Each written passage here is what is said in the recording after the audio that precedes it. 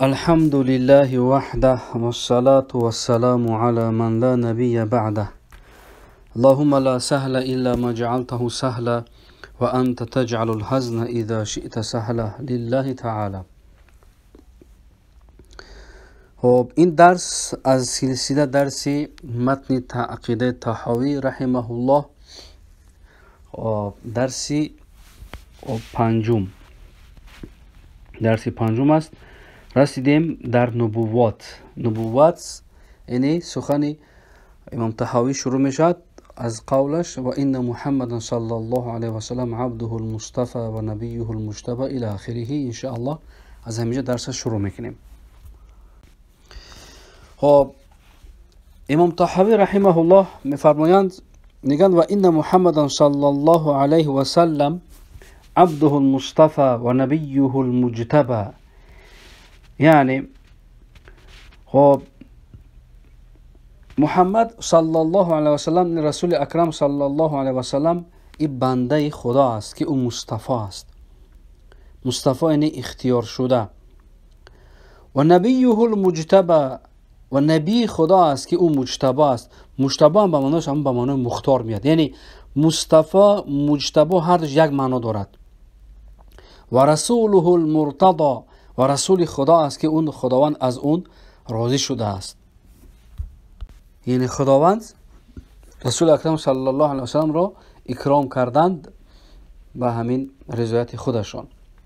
و امام الاتقیا، که رسول اکرم صلی الله علیه و سلم خب امامی کی است؟ اتقیا یعنی به معنای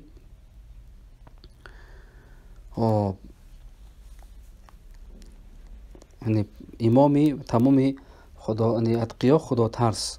و سید المرسلین، که سید مرسلین است. یعنی خب سید المرسلین به این معنا بهترینی در بین پیغمبران بهترین است. سید است یعنی بهترینی بین پیغمبران است. و حبیب رب العالمین او رب العالمین، و حبیب رب العالمین است به این معنا که این محبوب خداوند یگانه است. طيب محمد صلی الله علیه و سلم، خب خیلی که من در اولی که این درس شروع کرده بودم گفتم که بعضی از شرح ها و بعضی از تفسیراتی که در متن طحاوی میارم از شرح عقیده طحاوی از عبدالغنی غنیمی میدانی یا که از بابورتی، از شیخ بابورتی میارم. دیتون باشد. خب از این جمله خب شیخ غنیمی میگه محمد این مشهورترین نام رسول اکرم صلی الله علیه و سلم است. نام شریف رسول اکرم محمد از همه این بالاتر است. بعضی علما گفتند خب رسول اکرم خب نام بسیار دارد. بعضیاش 99 تا نام از رسول اکرم گفتند، بعضی 300 تا گفتند. خلاص از همه نام بهترش و ان بگیم با شرفترش همین محمد صلی الله علیه و سلم است. طيب عبده المصطفى و نبیه المجتبی. گفتیم معنای مصطفی و مجتبی یک معنا دارند. هر دوش یک معنا است، به معنای مختار. اصطفاه ای اختاره، اجتباه ای اختاره، هر دوش یک معنا است. اما برای تأکید معنای همین مصطفی و مجتبی که هر چون یک معنا دارند، برای تأکید یعنی امام طحاوی اینا آوردن. و رسوله المرتضی، گفتیم رسول اینجا به معنای یعنی خداوند از اون چی است؟ مرتضی اینه که راضی شده است. یعنی رسول یعنی انسان آزاد از فرزند آدم که به سوی اون وحی شده است به شریعت نو، یعنی شریعت جدید، و او را خداوند امر به تبلیغ شریعت جدید کردند. خب اینا میگن رسول صلی الله علیه و سلم. و بر او کتاب نازل شده است، یعنی قرآن. که این هر یک رسول، هر رسولی که بر اون شریعت نازل میشد او ناسخ شریعتی پیش بودگیش میشود. یعنی که نسخ میکند اون شریعتی پیش از بودگیش رو. یعنی شریعت عیسی علیه السلام رو رسول اکرم صلی الله علیه و سلم چکار کردن؟ نسخ کردن. طيب این معنی هم رسول خلاصش. خب رسوله المرتضی و انه خاتم الانبیاء. خاتم با فتح میگن خاتم نیم خاتم، فتحه حرف طاقتی خاتم، و با کسر هم گفته میشد بعضی وقت، لیکن معناش یک چیز. خاتم خاتم میگن یعنی مراد اینجا آخرین پیغمبر است. خاتم اینجا به معنای آخرین پیغمبر است. چون خداوند در سوره احزاب میگه ولکن رسول الله و خاتم النبیین، لیکن رسول خدا است و خاتم نبیین است، یعنی که این خاتمه کننده تمامی پیغمبران است.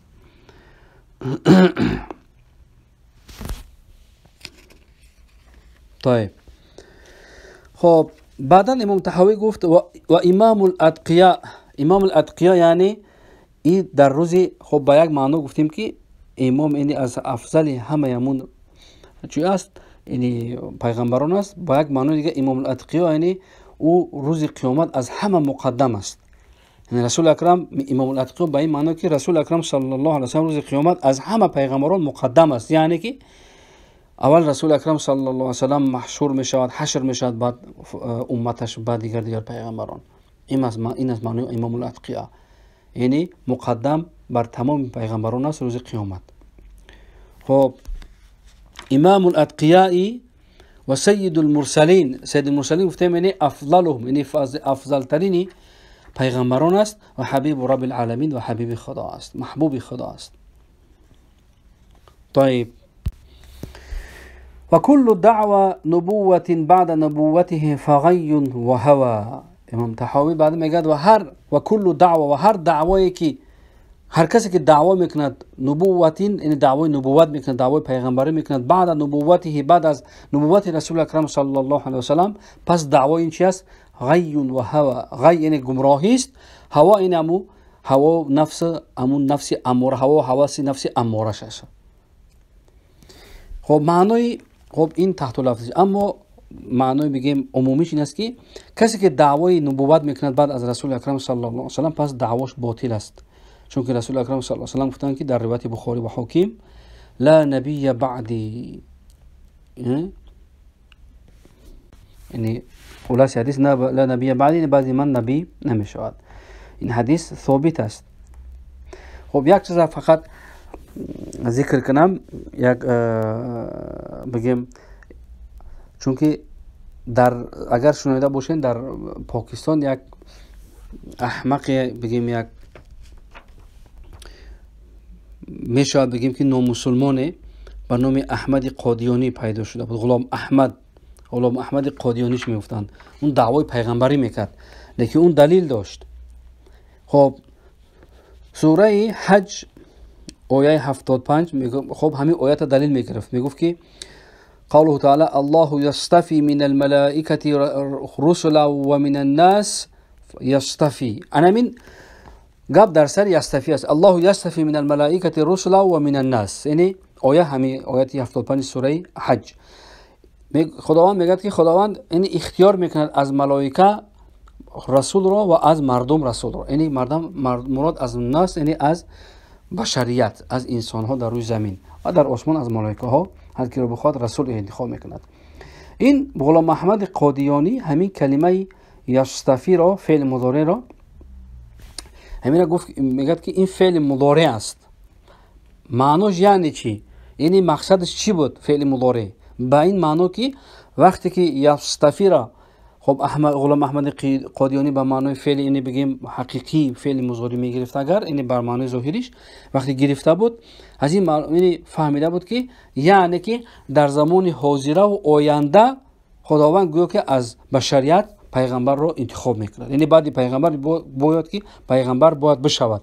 به همین دلیل همین آیت دلیل گرفت و دعوای پیغمبری کرد، خودش همچون پیغمبر اعلام کرد. هم ملعون هم خیل کرده بود غلام احمد قادیانی. ولی همون جماعت روزی میگن هست در پاکستان، کجای هندوستان هم جو هستند. خلاص دلیلش از همین آیت بود، الله یصطفی. یصطفی یعنی فعل مضارع، همین دلیل گرفته بود. خب لیکن اهل سنت و جماعت ماشاءالله جواب گفتن برای اون احمق، گفتن که خب یعنی در حقیقت یصطفی فعل مضارع است، لیکن موضعی یعنی موضوع شده است، یعنی گذاشته شده است موضع فعل ماضی را نسبت به مصطفی، یعنی نسبت به کسایی که خداوند اونا را استیفا میکنه، اختیار میکند. نسبت به ملائکه و نسبت به بشر، خب این فعل مضارع دلالت بر معنای فعل ماضی میکند. اما میگه نسبت برای خداوند، پس نسبت به خداوند اگر بگیریم فعل از یعنی در حق خداوند فعل دیگه زمان ماضی، یعنی زمان گذشته، زمان حاضر و زمان آینده، زمان حال ندارد، چون که فعل خداوند ازلی است. خب برای همین در ازلی خب گذشته و یعنی مضا و انقضا نیست. یعنی در ازلی خب فعل ماضی، فعل مضارع، فعل امر و فعل حال این چیزها وجود ندارد، چون که ازلی است. اون اول و آخر ندارد که ما برای فعل قرار بدیم. این نسبت به خداوند. اما اینجا آیت فعل یستفی که خداوند اختیار میکند، خب در حقیقت لفظ مضارع است اما معناش ماضی است، یعنی در جای ماضی گذاشته شده است. چون که میگه مثال یعنی نظیر، یعنی مثال این آیت در قرآن بسیار است. چون که خداوند در قرآن میگه در سوره بقره در آیت 87 ففریقا کذبتم و فریقا تقتلون، پس شما گروهی را خب دروغ شمردید و گروهی را قتل کردید.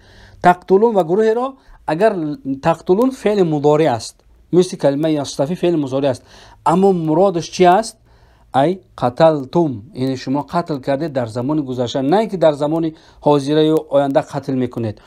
اگر در همین آیت سوره بقره آیت 87 اگر نگاه کنیم، ففریقا کذبتم، پس شما یک گروه را تکذبتم دروغ گفتید، و فریقا تقتلون، یعنی گروه از پیغمبران را، و گروه از پیغمبران را شما یهودی ها یعنی چکار کردید؟ تقتلون قتل میکنید.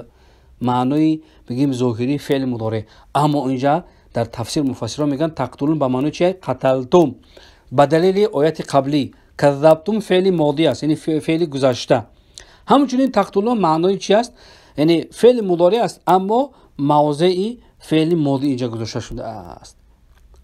یعنی مثل این خیلی آیات ها بسیار است در قرآن که فعل مضارع است در ظاهر اما معناش فعل ماضی را میتید. مثل این آیات ففریقا کذبتم و فریقا تقتلون، تقتلون فعل مضارع است لیکن میگه معناش فعل ماضی است، یعنی که تقتلون نیو یعنی قتلتم، یعنی چون که تقتلون معنای حاضر و آینده را میتید، اما قتلتم معنای گذشته یعنی فعل ماضی را میتید. مفهوم؟ انا خیلی اهل سنت و جماعت جواب گفتن برای غلام احمد قادیانی که دعوای پیغمبری میکرد، بعد دعواش باطل شد. میگیم الله یستفی، مراد اینجا یعنی فعل مضارع یعنی فعل ماضی است. خداوند یعنی اختیار کرد از ملائکه ها و از مردم بشریت رسول را، یعنی رسولان را، پیغمبران را.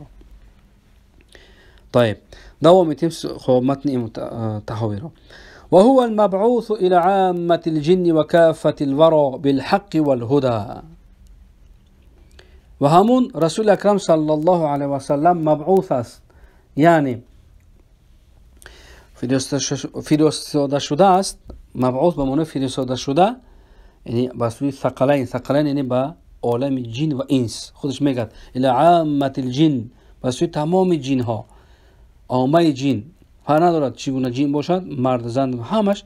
خب اون مبعوث به سوی جن است و کافة الورى، و همچنین مبعوث به سوی کافه گفته تمامی، ورا گفته بشر میگن، یعنی بشریت، انسانیت. کافه گفته همش در بر دارد، یعنی کافه عامه یک معنا دارد. بالحق والهدى، که اون رسول بر حق است و هدایت کنه به سوی حق است. خب یعنی رسول اکرم صلی الله علیه و سلم مرسل است به سوی انس و جن، نه به سوی تمام خلق. یعنی مسوی فقط انس و جن، نه به سوی ملائکه و به سوی مثلا حیوانات.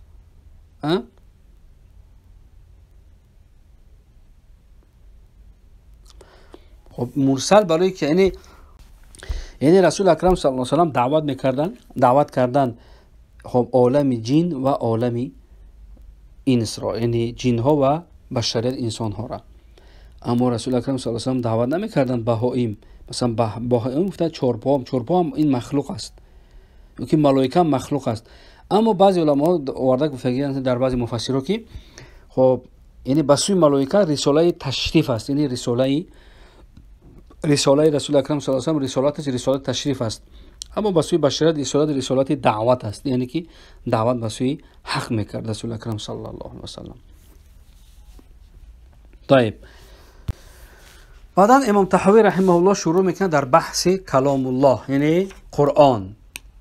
خب جید میگد و ان القرآن کلام الله منه بدا بلا کیفیت قولا، همانا که قرآن کلام خداوند است، منه از جانب خداوند، بدا یعنی ظاهر شد، یعنی ای به معنای انزله، یعنی نازل شد بر رسولش بر اکرم صلی الله علیه و سلم، بلا کیفیت قولا، بدون کیفیت در قول یعنی در کلام الله. شرح این عباره این است که بسیار بگیم شرح دقیق دارد همین عباره. خب قرآن از جانب خداوند بدا گفت امام طحاوی، مراد اینجا یعنی ظاهر شد، یعنی معنی تحت لفظش به معنی ظهره، بدا ای ظهره، لیکن اینجا مراد نزول یعنی انزال شد، مقصد نازل شد بر رسول اکرم صلی الله علیه و سلم. مراد از کلمه بدا این معنا ندارد که خارج شد از خداوند همچون لفظ چیزی که ما و شما میفهمیم مثل کلام بشریت، چون که مشبهه و مجسمه همین عقیده را دارن. مشبهه ها همین اعتقاد دارن که یعنی همین معنای بدا را منه بدا، گویا که قرآن از همین والیاذ بالله میگن از همون زبان خدا هم خود برآمد، سخن گفت خدا. میگیم نه، معنای بدا اینجا اون چیزی که شما میفهمید نیست، یعنی اون معنا نداره که خداوند سخن گفت همون گونه که این بشریت سخن میگه، به دلیلی که امام طحاوی خودش میگه که بلا کیفیت قولا، یعنی بلا کیفیت یعنی که یعنی کلام خداوند حرف و صوت و بگیم اعضا نیست، حرف و صوت و لغت نیست، چون که حرف صوت و لغت اینا یک کیفیت از کیفیات بشریت است. مفهوم؟ خب اگر در حقیقت اگر ما نگاه کنیم، خب ظاهری سخن همینا یعنی همین مشبهه هم نیست که گویا که از همین چیز دلیل میگیرن که منه بدا، گویا که از همون خداوند یعنی سخن گویا که مستقیما بیرون شده باشد، همین گونه فهمیده میشه ظاهری همین کلام. خب میگن که مراد امام طحاوی این رحمه الله این چیز نیست، این عقیده مشبهه مرادش نیست که اونای عقیده مشبهه که میگفتن کلام خداوند صوت است و حرف است و لغت است. خب چون که اونا هم عقیده هم یه عقیده دارن که خداوند، برای همین اونا رو مشبهه میگن، یعنی که مشبهه به معنی که خداوند رو مشابه مانند به مخلوق میکنند. مفهوم؟ چون که دلیل بلا کیفیت این قوله این علی معلوم است که پس نفی میکند کلام خداوند، کلام ذاتی خداوند نفی این است که حرف باشد صوت باشد، چون که حرف و صوت اینا از بشریت هستند. خب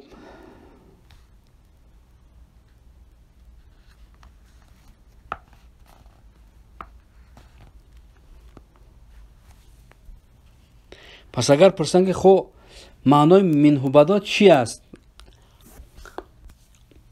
میگیم که معناش که خداوند یعنی ظاهر کرد خب کلام ازلی و ابدیش برای کسی که از مخلوقش خواست برای اون ظاهرش کرد، یعنی برای اون شنوانید خداوند کلام ازلیش شنوانید بدون اینکه کلام خداوند حادث باشد. میبینید میگیم این گونه است معناش منه بدا، یعنی خب نازل کرد قرآن را بر رسول اکرم صلی الله علیه و سلم بدون کیفیت، یعنی نه اینکه کلام از دهان خداوند ولی زبیده سخن برآمد و کلام رو جبرئیل شنید و اومد بر رسول الله، نه این گونه نه، برای که این نوع حادث است آخر. یعنی که خداوند ظاهر کرد که بگیم شنوانید سخنشه غیر از اینکه کلام باشد، چیزی که با موسی علیه السلام سخن گفت، با رسول اکرم صلی الله علیه و سلم در شب معراج سخن گفت، چون که حدوث خب این برای بشریت است. خب میگیم چگونه که ما این عقیده داریم که خداوند رو مؤمنان و مسلمانان در جنت روز قیامت میبینند، ذات ازلی و ابدی خداوند رو،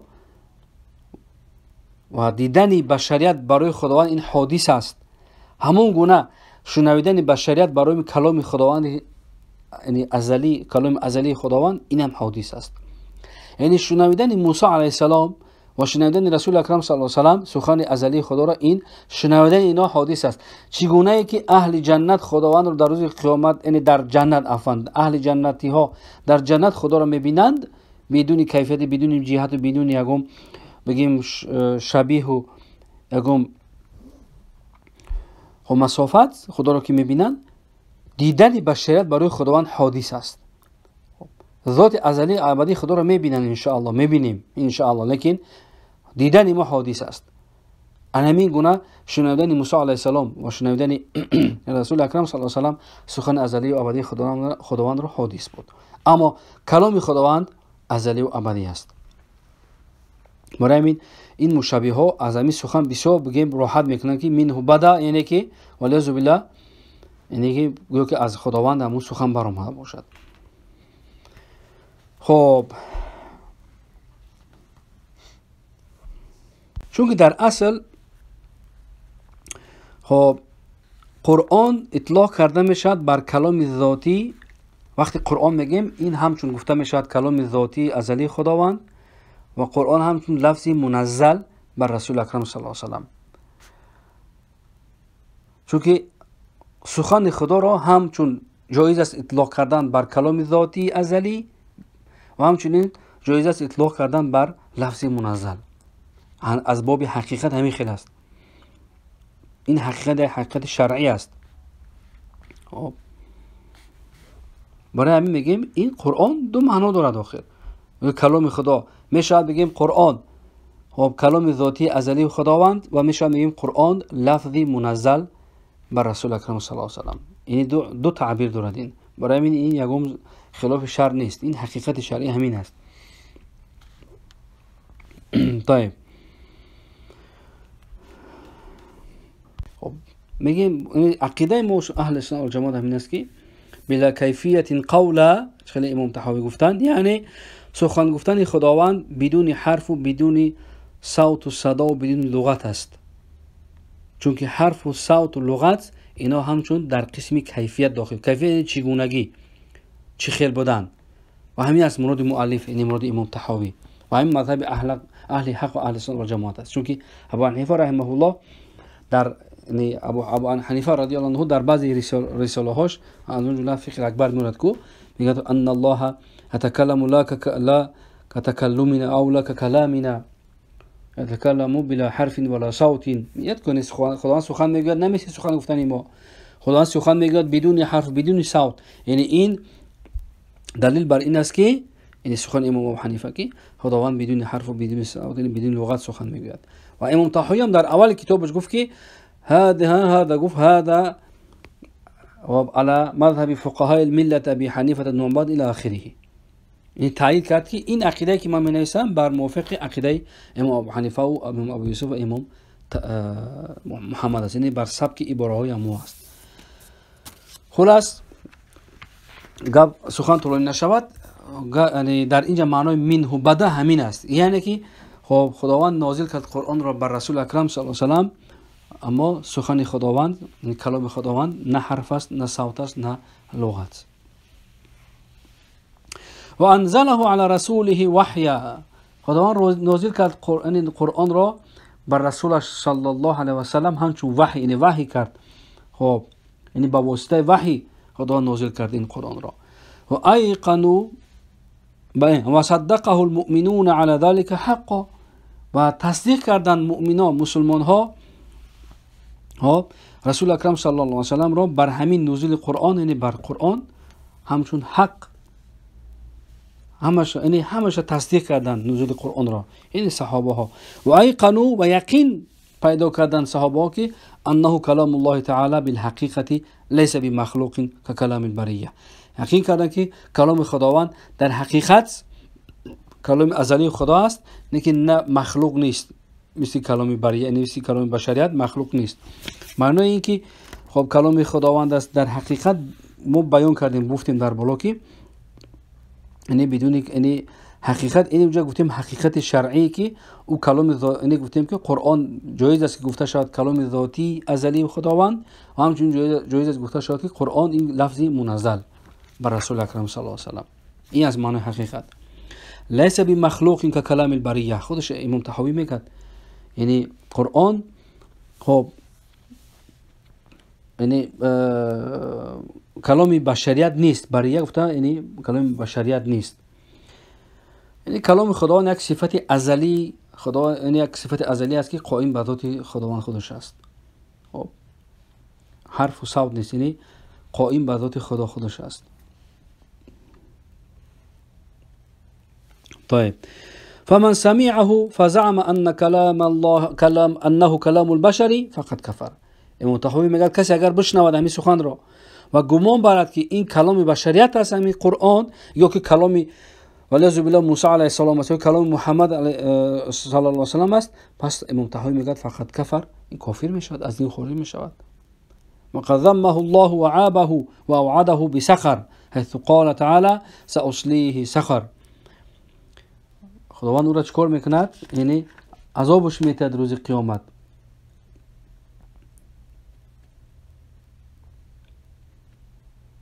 چون که بر خداوند همچون افترا کرده است، یعنی نسبت به صفت قدیم خداوند.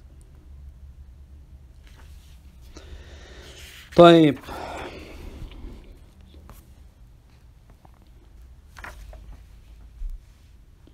یعنی خب تا اینجا فهمیده می شود که میگه که وقد ذمه الله و عابه، گویا که ولیعوذ بالله اون عیب گرفته سخن خدا رو و اوعده و خدا رو وعده میکنه به چی؟ بی سقر. سقر گفته یک وادی از دوزخ هم میگن. حیث قال که خداوند چگونه که میگه ساصلیه سقر، ما او را به زودی به سقر میاندازیم، یعنی که در دوزخ میاندازیم. یعنی کسی بگد که قرآن، کسی همین خیلی گمان برد که این قرآن کلام بشر است، کلام یعنی مخلوق است، او کافر میشه، در این هیچ شبهه نیست.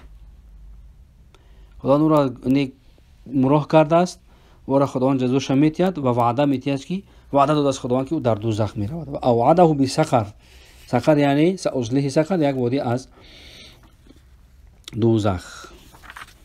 طيب خب امام طحاوی رحمه الله ادامه میگه فلما اوعد الله بسقر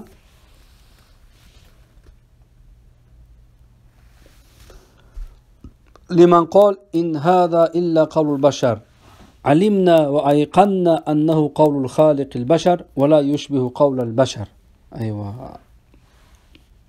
يعني وقتی خداوند یعنی وعده داد کسی را که کسی بگد که این هذا الا قول البشر، بگد این سخن بشریت است در مثلا قرآن، او را خداوند به سقر یعنی به دوزخ میبرد.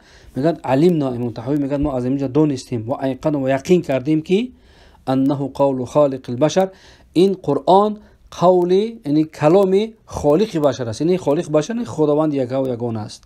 ولا یشبه قول البشر، و این قرآن مشابهتی ندارد قول بشر، یعنی سخنی بشریت رو، سخن انسانیت را. یعنی کسی که بشنود قرآن را و اعتقاد ندارد بگد که او از جانب بشر تألیف شده است، یعنی او را انسان نوشته، فقط کافر میشد والعیاذ بالله. کسی که این اعتقاد دارد او را خداوند وعده به همون سقر به دوزخ داده. خب اما کلام ذاتی خداوند اون صفت ذاتی خداوند است که قائم به ذات خودش است، مثل دیگر صفات‌های ازلیش که جایز نیست عقلاً، از هم لحاظ عقل اگر نگاه کنیم، از لحاظ نقل و عقل جایز نیست که سخن خداوند شبیه داشته باشد، مانند داشته باشد. مفهوم؟ بعد امام طحاوی میگه و من وصف الله بمعنى من معانی البشر فقد كفر فمن ابصر هذا اعتبر وعن مثل قول الكفار انزجر وعلم انه بصفاته ليس كالبشر.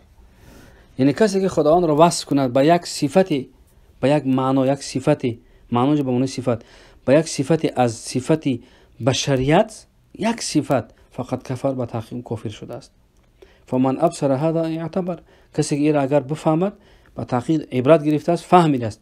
و عن مثل قول الكفار انزجر، و مثل از مثل سخن بعضی کفار که همه خداوند مشابهت میکنند، میگن در خداوند جسم و اعضا دارد، میگه این زجر خودش حفظ کرده است و علم انه بصفات لیس کالبشر، و این گونه مسلمان خوب فهمید و دانست که خداوند به صفاتش مثل بشریت نیست.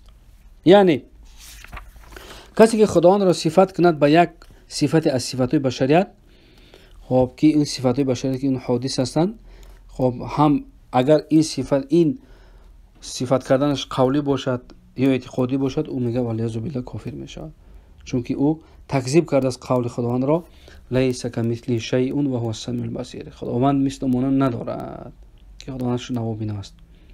چون از صفات بشر مثل حدوث، پیدایش، تطور، دیگرگونی، انفعالات، تأثیر، رنگ، حرکت، سکون، تحیز به مکان، این مانند همین چیزها هم اینا صفات بشری هستند. خداوند از اینا منزه است. اگر کسی اعتقاد کند که خداوند متصف به همه صفات‌های بشریت است، ولی از بالله او از دین خارج می شود. خود را به اعتقادش داشته باشد در قلبش یا که بر زبانش بگوید. پس صفات‌های خداوند مشابهتی ندارد صفات‌های بشر را، چون که صفات‌های خداوند همش قدیم هستند، ازلی هستند، و صفات‌های بشر همش حادث و محدث هستند و هیچ مشابهت بین قدیم و حادث وجود ندارد. یگان مشابهت بین قدیم و حادث وجود نداره، یگان نزدیکی در این نیست، این چیز مشابهت ندارن.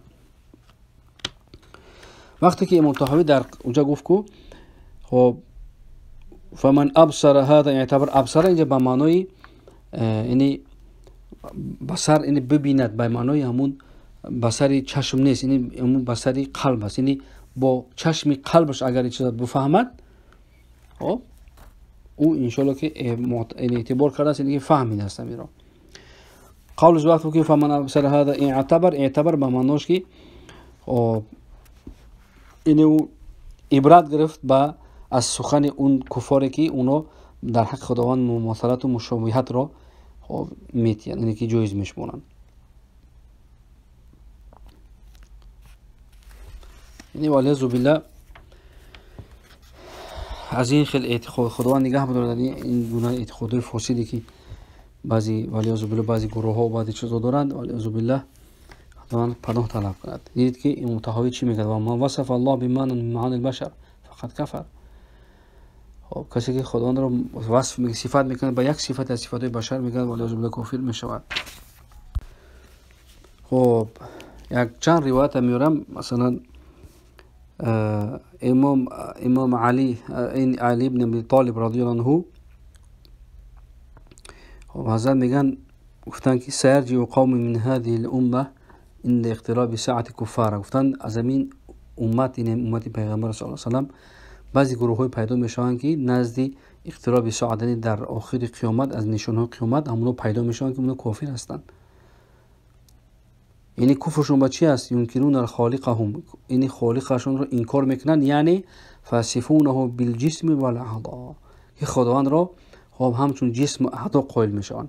این سخن امام یعنی حضرت علی را ابن معلم قرشی در کتاب نجم المهتدی آوردگی است. خب چرا که امام ابو حنیفه در کتاب وصیه‌اش میگه که من قال بحدوث صفت من صفات الله او شک او توقف کفر. کسی اگر یک صفت خداوند را بگد که حادث است، یا که شک کند که او همین صفت حادث است یا نیست، یا که توقف کند، یعنی نه به ازلیت بودن صفت خب اعتقاد دارد، نه به حادث بودنش توقف میکنه در بین، کافر میشود، میگه ابو حنیفه رحمه الله.